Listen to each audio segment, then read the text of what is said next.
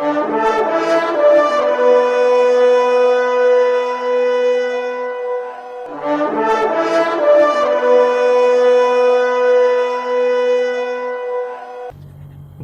नमस्कार, स्वागत है आप सभी का आपके अपने YouTube चैनल पर जिसका नाम है इतिहासकार। तो आज हम बात करेंगे बाबर के सबसे बड़े बेटे हुमायूं के बारे में।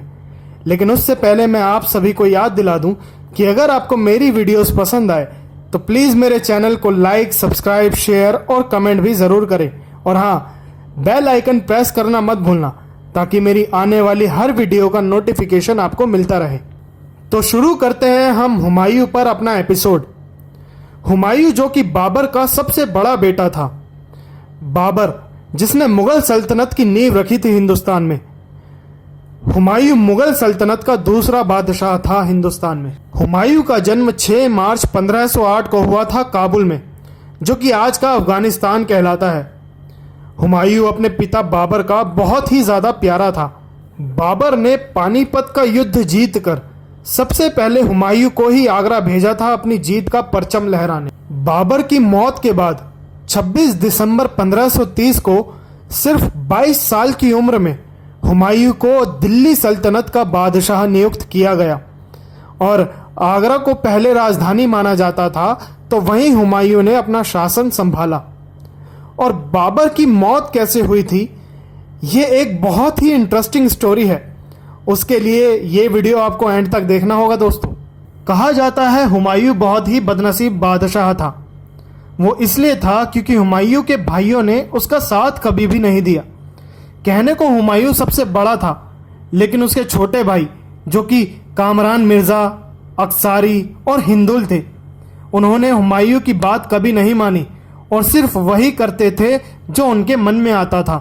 बाबर ने अपना साम्राज्य काबुल से लेकर आगरा और जौनपुर तक फैला लिया था, और वहीं पूरा खानवा मालवा जो कि राजस्थान में है वहां तक अपना साम्राज्य फैला लिया था।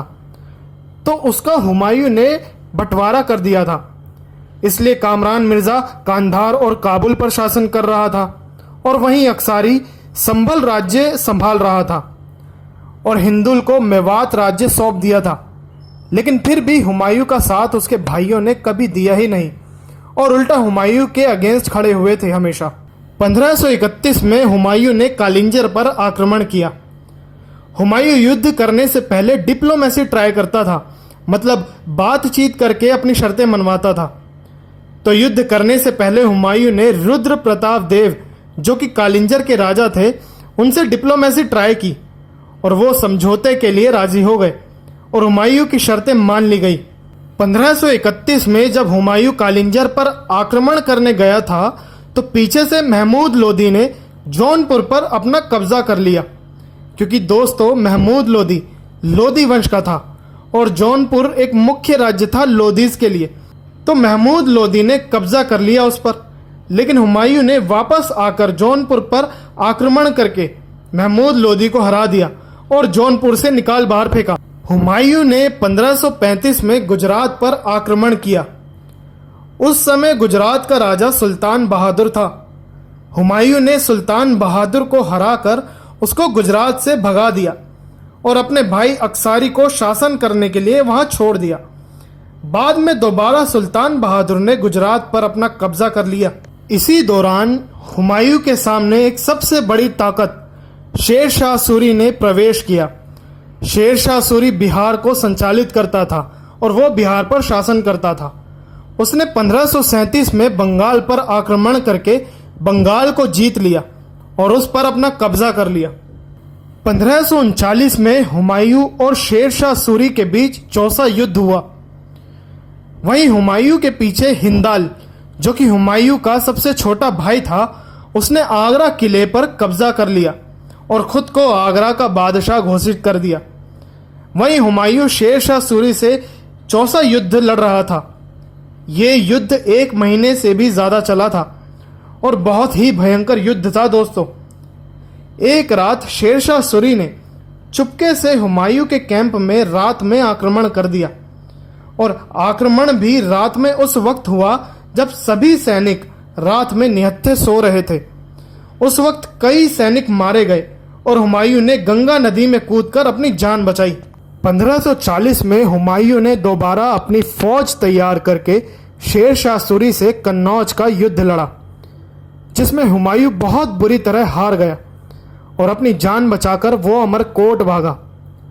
मतलब शेर शाह सूरी ने हुमायूं को इतनी ज़्यादा बुरी तरह से हरा दिया था कि हुमायूं को अपनी जान बचाने के लिए भागना पड़ा और कन्नौज से 200 किलोमीटर दूर तक हुमायूं को शेर शाह सूरी ने भगाया और दिल्ली साम्राज्य को क्रॉस करते हुए शेर शाह सूरी ने हुमायूं को बाहर खदेड़ दिया।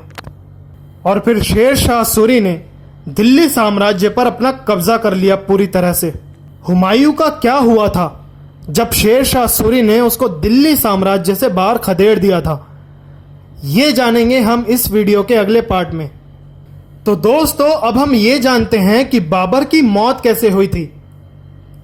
हुमायूं बाबर के दिल के बहुत ज़्यादा करीब था, क्योंकि वो सबसे बड़ा बेटा था बाबर का, तो इसलिए वो बहुत ही प्यारा था बाबर का। दोस्तों, हुमायूं को ज़रा सी भी छींक आ जाती थी तो बाबर बहुत ही परेशान हो जाया करता था। एक वक्त की बात है जब हुमायूं बहुत ही ज़्यादा बीमार पड़ गया था, तो बाबर का दिल बहुत परेशान हुआ। उसने ऊपर वाले से दुआ मांगी कि वो हुमायूं को बिल्कुल ठीक कर दे, हुमायूं की जो भी बीमारी है वो बाबर को मिल जाए और हुमायूं पूरी तरह से ठीक हो जाए। तो बाबर की ये दुआ कबूल हो गई। हुमायूं बिल्कुल ठीक हो गया और तुरंत ही उसके कुछ वक्त बाद ही बाबर बीमार पड़ गया और इस वजह से बाबर की मौत हो गई। और बाबर ने मरते वक्त हुमायूं से एक कसम ली, और वो कसम ये थी कि हुमायूं सबसे बड़ा भाई होने के नाते अपने छोटे भाइयों का हमेशा ख्याल रखेगा। और इसी वजह से हुमायूं ने हमेशा अपने छोटे भाई की गलतियों को नज़रअंदाज किया। तो दोस्तों, ये था पहला पार्ट हुमायूं के जीवन पर। अगले पार्ट में हम जानेंगे कि हुमायूं का क्या हुआ जब शेर शाह सूरी ने उसको दिल्ली सल्तनत से बाहर खदेड़ दिया, और कैसे हुमायूं ने वापस दिल्ली सल्तनत पर मुगल साम्राज्य स्थापित किया। तो देखते रहिए आपका अपना चैनल इतिहासकार। और अगर आप लोगों को मेरी वीडियोस पसंद आए तो प्लीज़ उसको लाइक, सब्सक्राइब, शेयर और कमेंट भी ज़रूर करें।